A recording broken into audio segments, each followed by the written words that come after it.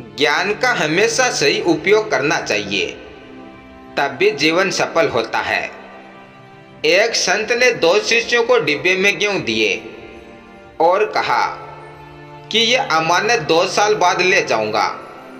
अब आइए इस कथा को शुरू करते हैं। एक आश्रम में 2 शिष्यों के साथ एक संत रहते थे। संत ने दोनों शिष्यों को अच्छी शिक्षा दी थी। एक दिन संत ने दोनों शिष्यों को एक एक डिब्बे में गेहूं भरकर दिए और कहा कि मैं तीर्थ यात्रा पर जा रहा हूं, 2 साल बाद वापस आऊंगा, तब ये मुझे वापस कर देना। लेकिन ध्यान रखना, ये गेहूं खराब नहीं होना चाहिए। ये बोलकर संत चले गए। एक शिष्य ने वह डिब्बा घर में पूजा वाले स्थान पर रख दिया और रोज उसकी पूजा करने लगा। दूसरे शिष्य ने डिब्बे से गेहूं निकाले और अपने खेत में उगा दिए। 2 साल में थोड़े से गेहूं से उसके पास बहुत सारे गेहूं हो गए थे। समय पूरा होने पर संत आश्रम आए और उन्होंने शिष्य से गेहूं के डिब्बे मांगे।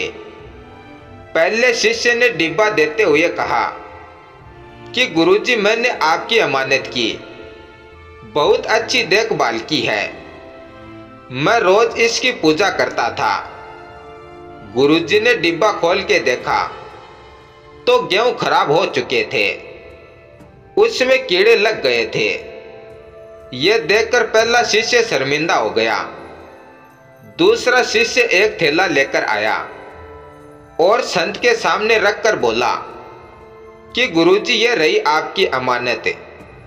गेहूं से भरा थैला देखकर संत बहुत प्रसन्न हुए और उन्होंने कहा कि पुत्र, तुम मेरी परीक्षा में सफल हो गए हो। मैंने तुम्हें जो भी ज्ञान दिया है, तुमने उसे अपने जीवन में उतार लिया है और मेरे दिए ज्ञान का सही उपयोग किया है।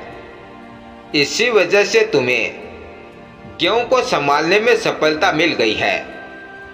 जब तक हम अपने ज्ञान को डिब्बे में बंद गेहूं की तरह रखेंगे, तब तक उससे कोई लाभ नहीं मिलेगा। ज्ञान को अपने आचरण में उतारना चाहिए और दूसरों के साथ बांटना चाहिए, तब भी ज्ञान लगातार बढ़ता है और उसका लाभ मिलता है। इस कथा की सीख यही है कि हमें अपने ज्ञान को डिब्बे में बंद करके नहीं रखना चाहिए, इससे बढ़ाने की कोशिश करते रहना चाहिए। धन्यवाद।